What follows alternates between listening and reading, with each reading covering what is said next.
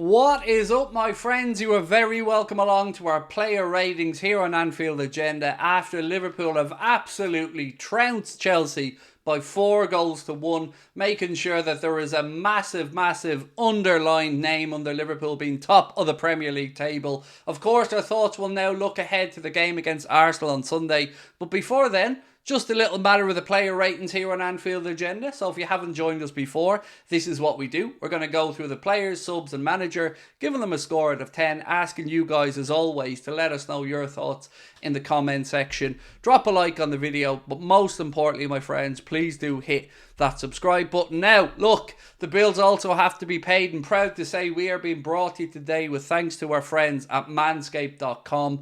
Roses are red, your mutts might be blue, but give them a trim and your partner will thank you. Valentine's Day is coming up, my friends, and Manscaped is the remedy that Craig the Love Doctor knows you need. My prescription, the all-new Performance Package 5.0 Ultra. It's designed to elevate your grooming game and shine like the heartthrob I know that you are.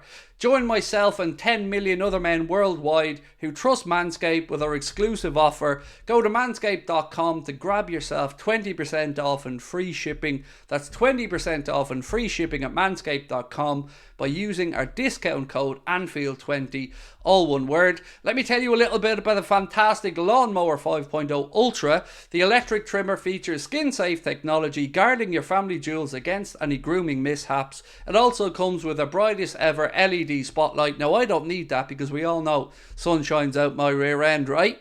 Okay, I'll get a taxi. Perfect for precise grooming, even in the trickiest spots, and it's also waterproof. On top of that, the performance package also features the Weed Whacker 2.0, nose hair trimmer, Manscaped's liquid formulations, and 2 free gifts: the Shed Travel Bag and the Boxers 2.0. And for you bearded kings out there, Manscaped also brings you the Beard Hedger Pro Kit, designed to shape your effortless scruff and sculpt your cheek lines and maintain your favourite beard style. You can get yourself 20% off and free shipping at manscaped.com by using our discount code or scanning the QR code on the screen. So now that the bills have been paid, let's get back into the man whose skills paid the bills, and that is, of course, these Liverpool players. Alisson Becker. Well, that was a quiet one, right? I know we conceded the goal, but there wasn't really much to do for Alisson tonight, so I'm going to really quickly give Mr. Alisson Becker a score of 7 and move along to the fullbacks. Joe Gomez, another impeccable display. Great to see Andy Robertson get back on, of course, but big call by Jurgen to keep Joe at left back in the game, keep Bradley at right back, and they absolutely repaid that faith. Joe Gomez has been incredible since he's come in to fill in at left back and right throughout the season. So Joe gets a score today of 8 out of 10. Another brilliant display, and thank you, Mr. Gomez.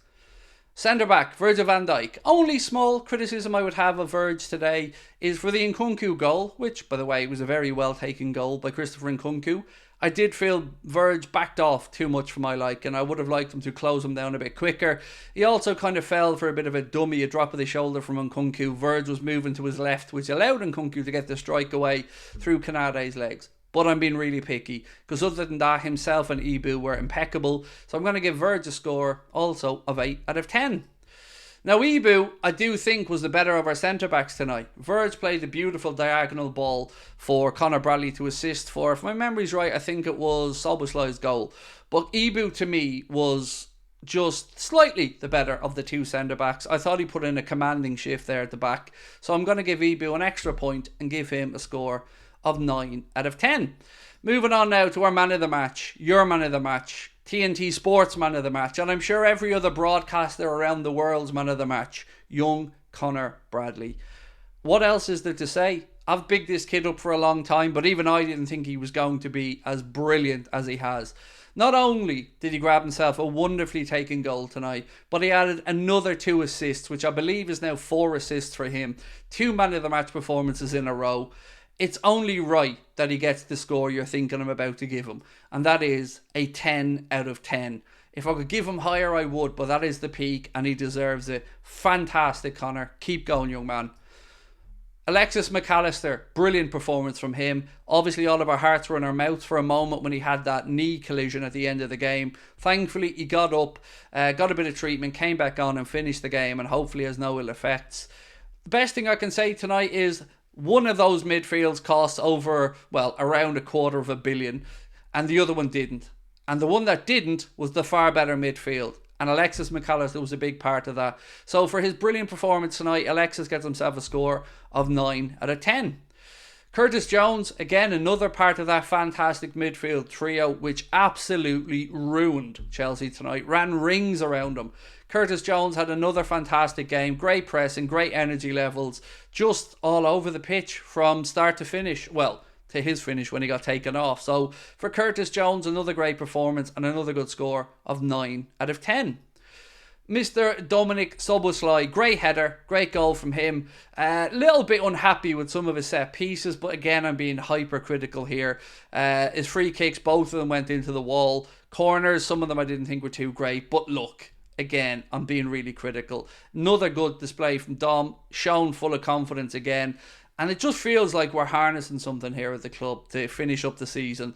And he's been a massive part of that since he's come back in. So Dom, I couldn't give them anything less than 9. The three of them deserve it. They were absolutely fantastic and just ran all over that Chelsea midfield tonight. Lucho, again, another good, it's so great to say it, but just great performances all around, and Lucho was absolutely a huge part of that. Played off the left, I prefer him still playing on the right when Mo's not there, but again, that being said, full of energy, full of creativity, and also got himself a goal as well. So Lucho gets a score of 8 out of 10. I'm not misremembering that. Lucho did score, right? It's hard to remember when you've scored so many goals. Let me go back through them again really quickly in my head. Diogo Jota got a goal, Conor Bradley got a goal, Darwin hit the post 4 times.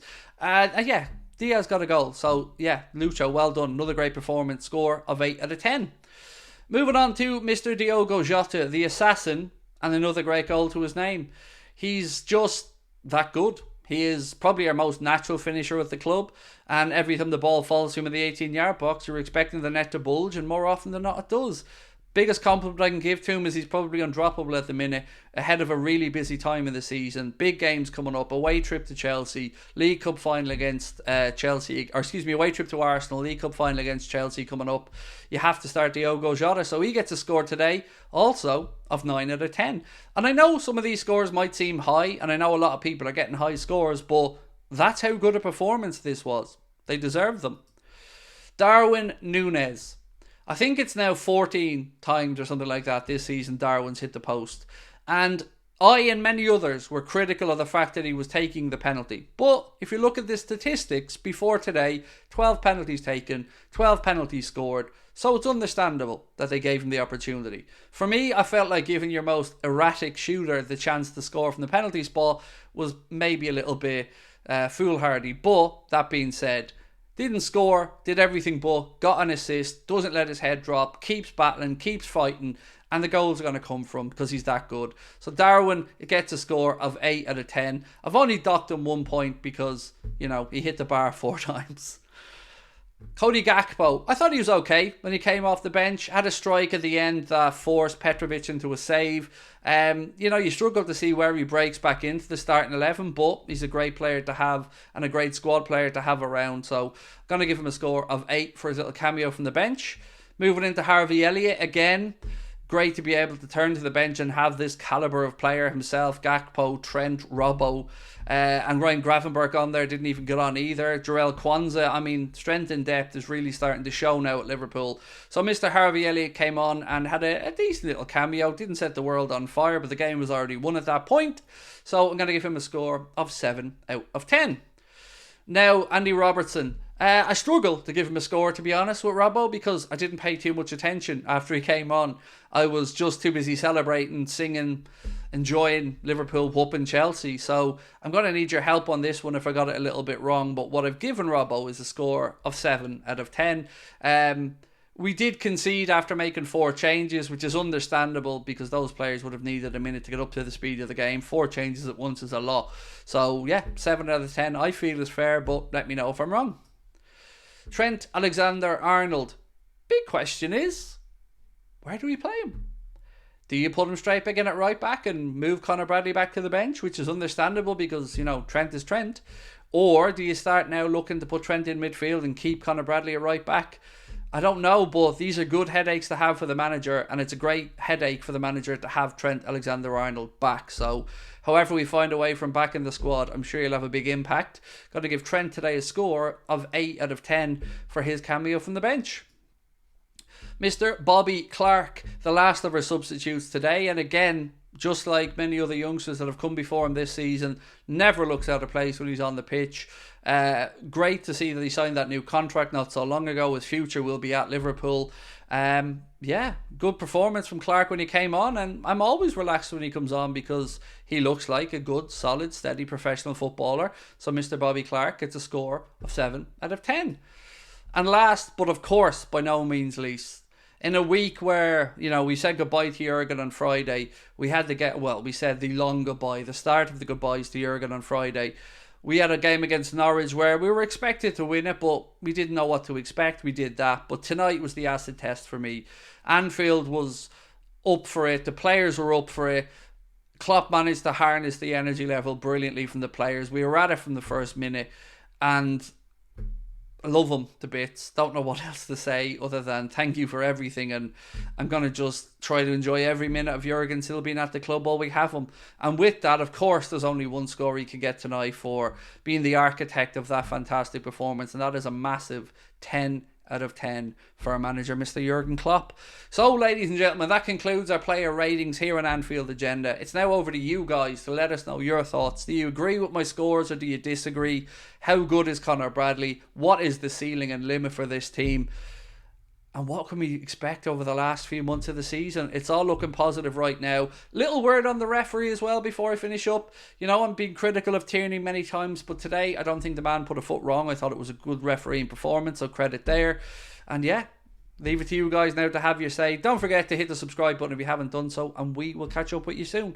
Take care, my friends. Liverpool Football Club, top of the league.